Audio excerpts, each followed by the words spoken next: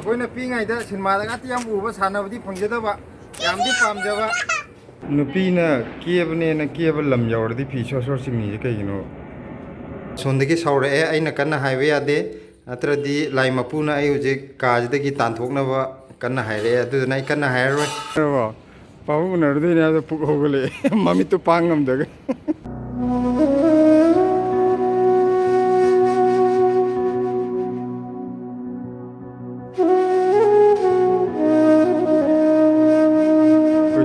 Diwali हजिक मथक्तजु light थानरे मखादजु light थाले सिदना थोइथोय हजिक नोंगांद्री ngalakadore mamdi mammi adu थोइथोयने हजिक थोइथोयगी मामा ngairene mama थोगलागा कनो तौदोइने मेट्रोदा चतोइने हजिक पाबुंग उनाबा अखोइदि हजिक हाय मेट्रो स्टेशन मनुंग चंगे मेट्रो ngairi मेट्रो दी लाक्ट्री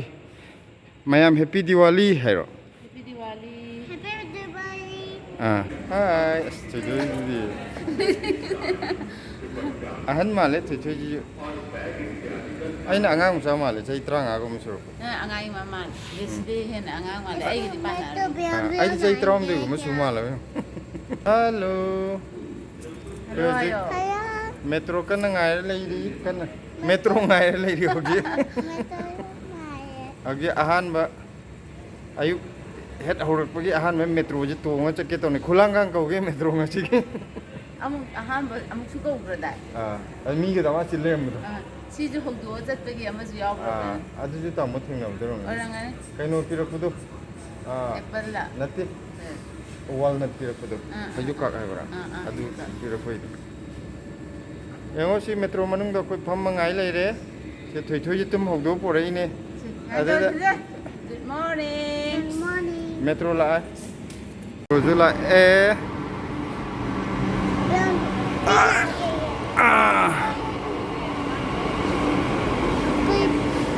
सिनुपी सिदा फम रे सिदा मी को में ayuk aho jo mi dum thonge snang mai dum kai dorage jom dai kare yang kang mo jida no adi kra phe no to di sai ji mai da da sai bi yo dong jom da dong ai ko se thoi dri yo ai no gang gang ko object metro kai no yo re airport chat phanggi metro There, Pabung aside the layer money. Pabung ubering ge. Chile. Not a man could tank a put it. Pam ne up with your money. Send to Pam could tank a put it. Me, Massachusetts, and Makutanka and I have neither. See the pump by the young and a quay unabongi.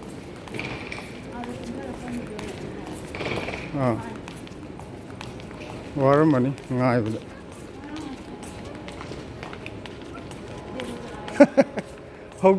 Hog do por around.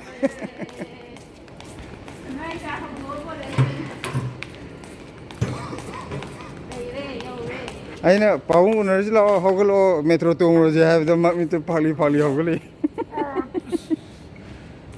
Thengna ba. पाऊ नरदे ने आदे पुक होगले mummy तो Pangam दगे ngasi akoi sigida diwali ne aduna mayam happy diwali video jibu yengbiriba mayam busu aduga kaino dadi yum dadi hayeng orungani diwali je akoi siga yum gadi nong khena bani na adu diwali ga mari lainana mayam bu akoi yengbiriba mayam bu yafe paugil pijari nadi ektana nungai fana leibo obiyo अखोगी लेरिबा इरांग जिजु याम थुना लोइबो ओइरजनु मयाम याम वानरे ngасidi अखोई दिवाली गिनिना का मनुंग करी करा सेंगबजिना सिलागी मथौक तारे सिलाना सेंगनी अदुगा मापानगी सरुक्सिना आइना सेंगनी सिगी stair करी करा सिकाबगी अदगा अखोई अदुगा अखोई मखारोमदा कुमदगी बसी स्टेयर मखागी काटफमजे कइनो द अखोई यमलोना बजे मोय गाव चतखरेबा अदु मोय गाव चखरमनिना ꯑꯩꯈꯣꯏꯅ ꯃꯊꯛꯁꯨ ꯃꯈꯥꯁꯨ ꯂꯣꯏ ꯁꯦꯡꯇꯣꯛꯑꯒꯦ ꯉꯁꯤ ꯗꯤꯋꯥꯂꯤꯅꯤꯅ ꯑꯇꯩ ꯑꯇꯩꯒꯤ ꯋꯥ ꯅꯠꯇꯅ ꯗꯤꯋꯥꯂꯤꯒꯤ ꯈꯨꯗꯣꯡꯆꯥꯕ ꯂꯧꯔꯒ ꯑꯃꯣꯠ ꯑꯀꯥꯏ ꯁꯦꯡꯍꯧꯕꯒꯤ ꯌꯥꯝꯅ ꯀꯥꯟꯅꯕ ꯑꯃ ꯑꯣꯏꯔꯦ ꯅꯠꯇ꯭ꯔꯒꯗꯤ ꯑꯇꯩ ꯃꯇꯝꯗꯗꯤ ꯆꯥꯎꯔꯥꯛꯄ ꯈꯔ ꯁꯦꯡꯉꯁꯨ ꯀꯩꯅꯣ ꯇꯧꯗꯦꯗꯅ ꯑꯗꯨꯅ ꯑꯩꯈꯣꯏ 2 ꯑꯣꯛꯇꯣꯕꯔꯒꯨꯝꯕ ꯏꯔꯥꯕꯣꯠ ꯗꯦꯒꯨꯝꯕ ꯗꯤꯋꯥꯂꯤꯒꯨꯝꯕꯁꯦ ꯁꯤ ꯑꯃꯔꯣꯝꯗꯗꯤ ꯑꯩꯗꯤ ꯌꯥꯝꯅ ꯐꯩ ꯌꯥꯝ ꯐꯩꯌꯦꯅ ꯈꯜꯂꯤ ꯀꯩꯒꯤꯅꯣꯗ ꯁꯤꯒꯤ ꯈꯨꯗꯣꯡꯆꯥꯕ ꯂꯧꯔꯒ ꯑꯩꯈꯣꯏꯒꯤ ꯂꯝ ꯇꯨ ꯅꯥꯟꯅ ꯊꯝꯍꯧꯕ ꯑꯗꯩ ꯑꯃꯣꯠ ꯑꯀꯥꯏ ꯁꯦꯡꯇꯣꯛꯄꯒꯤ ꯊꯕꯛ ꯇꯧꯅꯕꯁꯦ ꯁꯤ ꯌꯥꯝ ꯐꯩ ꯑꯗꯨꯅ ꯃꯌꯥꯝ ꯀꯩꯅꯣ ꯇꯧꯈꯤꯒꯦ ꯁꯦꯡꯈꯤꯒꯦ ꯉꯁꯤꯗꯤ ꯗꯤꯋꯥꯂꯤꯅꯤꯅ ꯊꯕꯛ ꯌꯥꯝꯃꯦ ꯁꯦꯡꯇꯣꯛ ꯈꯣꯠꯇꯣꯛꯀꯗꯧꯕ ꯑꯗꯨꯅ ꯃꯊꯪ ꯎꯠꯄ ꯌꯥꯕ ꯈꯔ ꯎꯠꯂꯛꯀꯦ ꯌꯦꯡꯉꯣ ꯑꯩꯈꯣꯏ ꯉꯁꯤꯒꯤ ꯁꯤꯗꯩꯗ ꯑꯦꯃꯥꯖꯣꯟꯗꯒꯤ ꯄꯣꯠ ꯑꯃ ꯄꯤꯔꯝꯃꯦ ꯌꯦꯡꯉꯣ ꯊꯣꯏꯊꯣꯏꯅ ꯁꯤꯗꯩꯗ ꯃꯥ ꯂꯩꯐꯝ ꯆꯥꯐꯝ ꯈꯪꯗ꯭ꯔꯦ ꯄꯄꯥꯗ ꯌꯦꯡꯉꯣ ꯑꯗꯨꯒ ꯁꯦ ꯑꯝꯇ ꯐꯖꯅ ꯐꯝ ꯁ꯭ꯋꯥꯏꯗ ꯐꯝꯃꯨꯂꯥ ꯁ꯭ꯋꯥꯏꯗ ꯌꯦꯡꯒꯦ ꯐꯖꯅ ꯑꯝꯇ ꯂꯩꯌꯨ ꯎꯗ꯭ꯔꯦ ꯆꯦꯗꯣ ꯑꯝꯇ ꯂꯧꯊꯣꯛꯑꯣ ꯑꯁꯤ ꯃꯥꯒꯤ ꯕꯥꯔꯗꯦꯗ ꯂꯩꯕꯤꯌꯨ ꯍꯥꯏ ꯂꯩꯕ ꯅꯪꯍꯧꯗ꯭ꯔꯕ ꯋꯥꯎ ꯐꯖꯕ꯭ꯔꯣ ꯊꯣꯏꯊꯣꯏ ꯑꯁꯤ ꯌꯦꯡꯉꯣ दिवाली गिफ्ट ने non sticky ngasi diwali silana kano tawriba lai kai sem khotana tawri ado diwali je hana kano tawrpudi khoi ada duk ama kari ama thangwe thara pangkhoi de khoirme dana hojikan di mobile ka kai thomni na aduna adu tawgadawni lai gi jena si thamgadawni sikat pana phai adu phai an taw moi gi facebook te youtube te mayam thagatna rakhuji si thagpadu de gi silana phajana yengdana magi ꯊꯝꯒꯗꯕ ꯃꯑꯣꯡꯗ ꯊꯝꯗꯅ ꯁꯤ ꯁꯦꯝꯗꯅ ꯈꯣꯠꯇꯅ ꯇꯧꯔꯤ ꯑꯗ ꯃꯌꯥꯝ ꯌꯦꯡꯉꯣ ꯐꯖꯕ꯭ꯔꯥ ꯌꯦꯡꯉꯣ ꯃꯥ ꯁꯦꯝꯃꯤꯁꯤ ꯌꯥꯝ ꯀꯟꯅ ꯍꯣꯠꯅꯖꯔꯤꯅꯦ ꯑꯗꯣ ꯑꯩꯅꯗꯤ ꯀꯟꯅ ꯍꯥꯏꯕ ꯌꯥꯔꯔꯣꯏ ꯁꯤꯗ ꯊꯥꯎ ꯑꯣꯝꯒꯁꯨ ꯌꯦꯛꯏ ꯃꯥ ꯉꯁꯥꯏ ꯑꯣꯝꯅꯗꯤ ꯑꯁꯤꯗꯤ ꯀꯩꯅꯣ ꯁꯤꯕꯣ ꯁ꯭ꯋꯥꯁꯇꯤꯛ ꯍꯥꯏꯕꯗꯣ ꯑꯣꯝꯅ ꯁꯨꯃꯥꯏꯅ ꯇꯧꯋꯤ ꯑꯣ ꯈꯪꯉꯦ ꯀ꯭ꯋꯥ ꯃꯔꯨꯗꯤ ꯐꯪꯗ꯭ꯔꯦꯕꯀꯣ ꯑꯗꯨꯗꯨꯅ ꯀꯩꯅꯣꯁꯦ ꯀ꯭ꯋꯥ ꯃꯅꯥꯗꯤ ꯐꯪꯕ ꯀ꯭ꯋꯥ ꯃꯅꯥꯗꯨꯗ ꯑꯩꯈꯣই ꯒꯨꯜꯂꯥ ꯑꯃ ꯑꯣꯏꯅ ꯊꯝꯃꯦ ꯍꯥꯏꯗꯤ ꯀꯩꯅꯣꯁꯦ ꯀ꯭ꯋꯥ ꯑꯊꯨꯝꯕ ꯍꯥꯏꯇꯥꯔꯦꯅꯦ ꯒꯨꯂꯥꯁꯤꯅ ꯑꯗꯣ ꯑꯩ ꯌꯥꯝ ꯀꯟꯅ ꯍꯥꯏꯔꯔꯣꯏ ꯑꯁꯣꯝꯗꯒꯤ ꯁꯥꯎꯔꯛꯑꯦ ꯑꯩꯅ ꯀꯟꯅ ꯍꯥꯏꯕ ꯌꯥꯗꯦ ꯅꯠꯇ꯭ꯔꯗꯤ ꯂꯥꯏ ꯃꯄꯨꯅ ꯑꯩ ꯍꯧꯖꯤꯛ ꯀꯥꯁꯤꯗꯒꯤ ꯇꯥꯟꯊꯣꯛꯅꯕ ꯀꯟꯅ ꯍꯥꯏꯔꯛꯑꯦ ꯑꯗꯨꯗꯨꯅ ꯑꯩ ꯀꯟꯅ ꯍꯥꯏꯔꯔꯣꯏ ꯑꯗꯨꯅ ꯑꯥꯊ꯭ꯔ ꯍꯟꯕ ꯌꯥꯔꯣꯏꯅ ꯂꯥꯎꯔꯛꯑꯦ ꯑꯁꯣꯝꯗꯒꯤ ꯑꯩ ꯇꯣꯛꯍꯧꯔꯒꯦ ꯅꯠꯇ꯭ꯔꯒꯗꯤ ꯍꯧꯖꯤꯛ ꯑꯃꯨꯛ ꯀꯩꯅꯣ ꯇꯧꯔꯛꯀꯅꯤ ꯅꯨꯡ ꯆꯥꯅꯔꯛ ꯇꯥꯔꯦ ꯂꯨꯝꯃ ꯅꯨꯡ ꯊꯣꯝꯃꯛꯇꯅ ꯑꯩ ꯍꯧꯖꯤꯛ ꯀꯣꯛꯀꯥꯏꯕꯒꯗꯤ ꯉꯝꯃꯔꯣꯏ ꯑꯗꯣ ꯃꯥꯅ ꯊꯥꯖꯖꯕ ꯃꯥꯅ ꯄꯥꯝꯖꯕꯁꯦ ꯃꯥ ꯈꯣꯏꯔꯝꯖꯔꯖꯅꯨ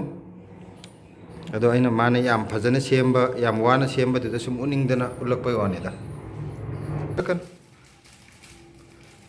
ꯑꯗꯣ ꯑꯩ ꯅꯪꯒꯤꯁꯦ ꯀꯩꯅꯣꯝꯇ ꯍꯪꯒꯦ ꯅꯪꯒꯤ ꯁ꯭ꯋꯥꯁꯇꯤꯛꯁꯤꯗꯅꯦ ꯑꯦꯛꯁꯇ꯭ꯔꯥ ꯍꯦꯟꯗꯜ ꯑꯃ ꯌꯥꯎꯔꯤꯁꯦ ꯀꯩꯒꯤꯅꯣꯕ ꯅꯠꯇꯦ ꯗꯤꯖꯥꯏꯟꯅꯦ ꯑꯁꯦꯡꯕꯩꯗꯗꯤ ꯌꯥꯎꯅꯗꯕꯅꯤ ꯌꯥꯎꯕꯁꯨ ꯂꯩ ꯌꯥꯎꯗꯕ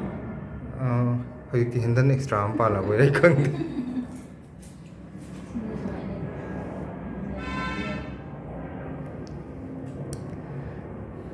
ꯅꯪꯅ ꯍꯪꯉꯛꯄꯒꯤ ꯆꯤꯊꯔꯝꯕ ꯑꯃ ꯍꯥꯞꯆꯔꯛꯑꯦ ꯃꯇꯨꯝ ꯍꯥꯞꯄꯗꯣ ꯃꯌꯥꯏꯒꯤ ꯑꯗꯨꯒ ꯁꯤꯒꯤ ꯑꯦꯛꯁꯇ꯭ꯔꯥ ꯍꯦꯟꯗꯜꯁꯤꯗꯤ ꯑꯩ ꯑꯃꯨꯛꯇ ꯎꯗ꯭ꯔꯤ ꯌꯥꯏ ꯃꯇꯝꯒꯤ ꯑꯅꯧ ꯆꯣꯡꯊꯣꯔꯛꯄ ꯑꯣꯏꯔꯝꯒꯅꯤ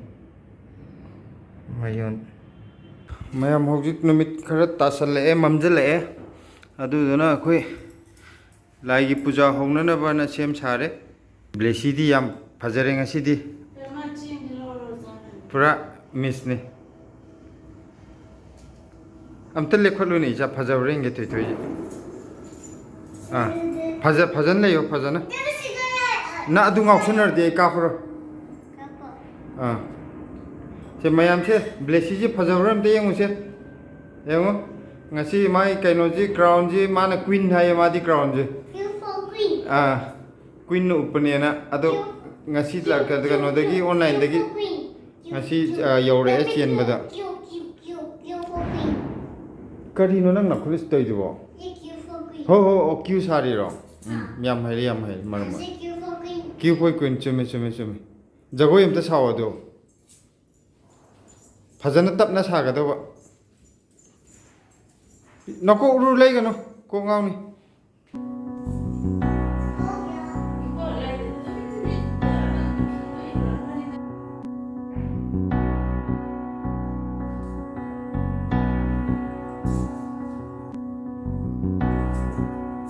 ꯕ꯭ꯂꯦꯁꯤꯁꯤ ꯌꯥꯝ ꯐꯖꯩꯀꯣ ꯃꯥꯏ ꯀꯩꯅꯣꯁꯤꯒ ꯀ꯭ꯔꯥꯎꯟꯁꯤꯒ ꯁꯝꯁꯨ ꯁꯥꯡꯉꯦ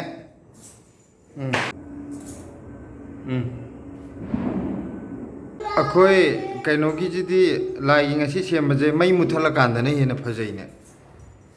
ꯉꯁꯥꯏꯒꯤ ꯃꯩ ꯊꯥꯟꯕꯗꯨꯕꯨꯗꯤ ꯌꯦꯡꯉꯣ ꯗꯤꯌꯥꯅꯤ ꯑꯩꯈꯣꯏ ꯀꯣꯏꯅ ꯊꯥꯟꯖꯟꯕꯤꯔꯒ ꯌꯦꯡꯕꯗ ꯌꯥꯝꯅ ꯅꯨꯡꯁꯤꯕ ꯑꯃ ꯄꯣꯛꯇ꯭ꯔꯣ ꯃꯩ ꯃꯨꯠꯊꯠꯂꯒꯗꯤ ꯍꯦꯟꯅ ꯐꯖꯊꯣꯛꯄꯗꯧ ꯇꯧꯋꯦ ꯑꯩ ꯋꯥꯈꯜ ꯑꯩꯈꯣꯏ ꯍꯧꯖꯤꯛ ꯃꯄꯥꯟꯒꯤ ꯃꯩ ꯊꯥꯟꯕ ꯍꯧꯔꯗꯣꯏꯅꯦ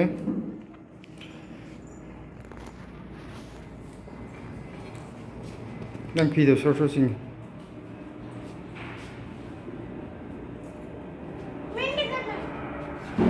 ꯅꯨꯄꯤꯅ ꯀꯦꯕꯅꯦꯅ ꯀꯦꯕ ꯂꯝ ꯌꯧꯔꯗꯤ ꯐꯤ ꯁꯣꯔ ꯁꯣꯔ ꯆꯤꯡꯉꯤꯁꯦ ꯀꯩꯒꯤꯅꯣ ꯃꯌꯥꯝ ꯀꯃꯦꯟꯗ ꯍꯥꯏꯕꯤꯔꯛꯑꯣ ꯅꯨꯄꯤꯅ ꯌꯨꯝꯒꯤ ꯗ꯭ꯔꯦꯁ ꯁꯦꯠꯂꯒ ꯌꯨꯝꯒꯤ ꯗ꯭ꯔꯦꯁ ꯅꯠꯇ꯭ꯔꯁꯨ ꯅꯨꯄꯤꯅ ꯐꯖꯅ ꯀꯦꯕ ꯌꯧꯔꯗꯤ ꯐꯤ ꯁꯣꯔ ꯁꯣꯔ ꯆꯤꯡꯉꯤꯁꯦ ꯀꯔꯤꯒꯤꯅꯣꯅ ꯑꯝꯇ ꯍꯥꯏꯕꯤꯔꯛꯑꯣ ꯊꯣꯏꯊꯣꯏ ꯅꯣꯛꯅꯤꯡꯕ꯭ꯔꯣ ꯅꯪ ꯒ꯭ꯌꯥꯟ ꯇꯥꯕ꯭ꯔꯣ ꯍꯥꯏꯁꯤꯕꯣ ꯑꯩꯗꯤ ꯀꯩꯅꯣꯁꯦ ꯗꯤꯋꯥꯂꯤꯁꯦ ꯖꯤꯕꯥꯅꯤꯇꯥ ꯍꯥꯏꯇꯥꯔꯦꯅꯦꯀꯣ ꯑꯩꯈꯣꯏ ꯌꯨꯝꯒꯤꯗꯨꯗꯤ ꯗꯤꯌꯥ ꯅꯠꯇ꯭ꯔꯒ ꯁꯤ ꯀꯩꯅꯣ ꯇꯧꯕꯁꯦ ꯀꯦꯟꯗꯜ ꯊꯥꯟꯕꯁꯦ ꯌꯥꯝ ꯄꯥꯝꯖꯩꯑꯕ ꯍꯧꯖꯤꯛꯀꯤ ꯂꯥꯏꯠꯁꯤꯅꯕꯨꯗꯤ ꯇꯣꯉꯥꯟꯅ ꯃꯥꯏ ꯂꯩꯖꯈ꯭ꯔꯁꯨ ꯑꯩꯗꯤ ꯀꯥ ꯍꯦꯟꯅ ꯄꯥꯝꯕ ꯑꯣꯏꯗꯦꯕ ꯗꯤꯌꯥꯒ ꯀꯦꯟꯗꯜꯒ ꯊꯥꯟꯕꯁꯦ ꯌꯥꯝ ꯄꯥꯝꯖꯕ ꯍꯥꯏꯇꯥꯔꯦ ꯑꯩ ꯏꯁꯥꯒꯤ ꯑꯣꯏꯅꯅꯤꯀꯣ ꯅꯪꯒꯤ ꯃꯈꯥꯒꯤ ꯃꯩꯗꯨ ꯌꯦꯡꯉꯨꯀꯣ ꯐꯤꯗꯨꯒ ꯁꯨꯔꯨ ꯍꯥꯏꯈ꯭ꯔꯗꯤ ꯑꯩꯅ ꯗꯤꯌꯥꯒꯤ ꯐꯖꯕꯁꯦ ꯑꯝꯇ ꯎꯍꯟꯅꯤꯡꯕ ꯑꯗ ꯗꯤꯌꯥꯒꯤ ꯐꯖꯕꯁꯤ ꯎꯍꯟꯅꯤꯡꯉꯒ खितंग थापटोकना पुलप फजब उहनगे तौरगना मईजे अमुक मयेक सेंगना उदबा सी ओरदी उरेको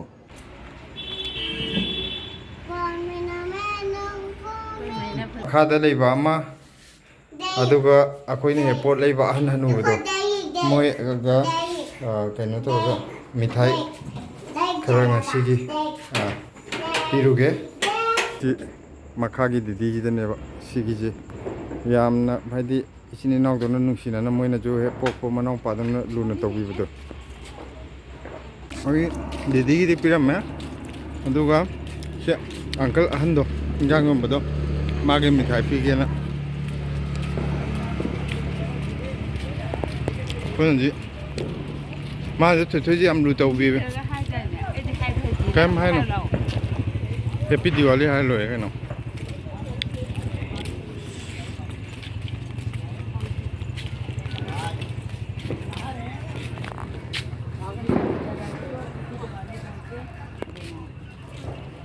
दादाजी के पास जाओ दादाजी को हैप्पी दिवाली बोलना है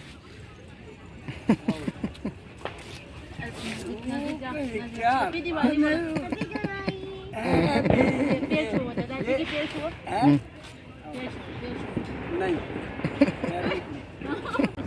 हौजिक मई थानबा थालमे अदगी अचापोचु अखोइना पीगदबा मी अनी खक्तनीना पीरमे सैनते अखोइ लेमिनबा मखागी अमगा इंजांग योंबा अंकल दुगा पीरमे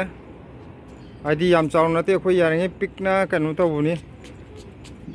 हौजिक थैथोइगी मेकअपी लेबिबुनी अदो कनु तौवे मादी की चिंजलो ममा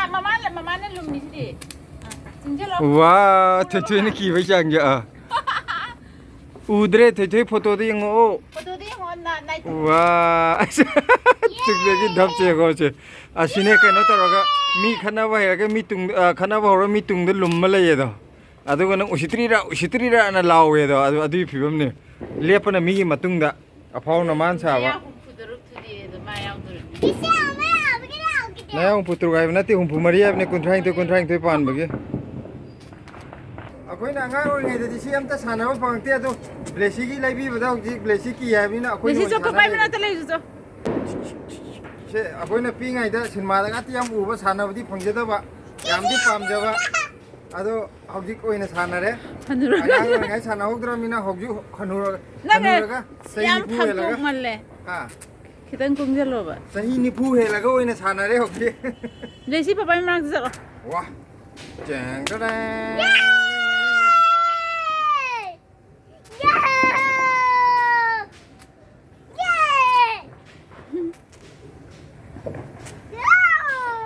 लाओ नंग लाओ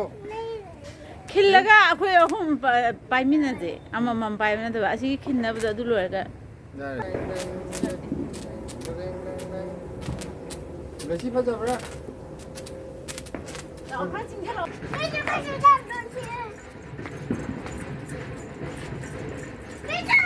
लेसि नंग थाबं खुजोंग दगाइना ꯑꯗꯣ ꯍꯧꯖꯤꯛ ꯑꯩꯈꯣꯏꯅ ꯀꯔꯤꯝ ꯆꯠꯂꯔꯣꯏꯒꯦꯅ ꯂꯩꯕꯁꯤꯗ ꯌꯥꯝꯅ ꯅꯨꯡꯉꯥꯏꯇꯕ ꯍꯥꯏꯒꯗ꯭ꯔꯥ ꯏꯀꯥꯏꯕ ꯍꯥꯏꯒꯗ꯭ꯔꯥ ꯊꯕꯛ ꯑꯃ ꯑꯩ ꯁꯤꯗꯩꯗ ꯂꯩꯕ ꯑꯩꯈꯣꯏ ꯀꯩꯅꯣꯗꯣ ꯏꯆꯟꯅꯨꯄꯤ ꯑꯃꯁꯤꯡ ꯂꯩꯕꯗꯣ ꯀरुණꯥꯗꯣ ꯃꯣꯏꯒꯤ ꯀꯩꯅꯣ ꯃꯥꯅ ꯀꯩꯅꯣ ꯂꯥꯛꯑꯝꯃꯦ ꯗꯤꯋꯥꯂꯤꯒꯤ ꯒꯤꯐꯅꯦꯅ ꯁꯤꯒꯤ ꯕꯣꯔꯣꯁꯤꯜꯒꯤ ꯀꯩꯅꯣꯁꯤꯃ ꯄꯨꯔꯛꯑꯝꯃꯦ ꯑꯗꯒꯤ ꯁꯤꯒꯤ ꯒꯨꯂꯥꯞ ꯖꯥꯃꯨꯟ ꯄꯦꯀꯦꯠꯁꯤꯃꯁꯨ ꯄꯨꯔꯛꯑꯝꯃꯦ ꯑꯗꯣ ꯑꯩꯅꯗꯤ ꯑꯝꯇ ꯇꯌꯥꯔꯤ ꯇꯧꯍꯧꯗ꯭ꯔꯕ ꯍꯥꯏꯗꯤ ꯑꯩꯅꯗꯤ ꯑꯗꯨꯃꯥꯏꯅ ꯃꯌꯥꯝꯒꯤ ꯄꯤꯕ ꯈꯣꯠꯄꯒꯤ ꯄ꯭ꯂꯥꯟꯗꯣ ꯑꯩꯗꯤ ꯑꯝꯇ ꯇꯧꯍꯧꯗ꯭ꯔꯦ ꯍꯥꯏꯗꯤ ꯄꯤꯛꯅ ꯂꯣꯏꯁꯤꯜꯂꯒꯦꯅ ꯑꯗꯣ ꯁꯤꯁꯤꯃ ꯌꯥꯝ ꯅꯨꯡꯉꯥꯏꯇ꯭ꯔꯦ ꯑꯩꯅ ꯀꯔꯤꯝꯇ ꯂꯥꯡꯍꯧꯗꯕꯁꯦ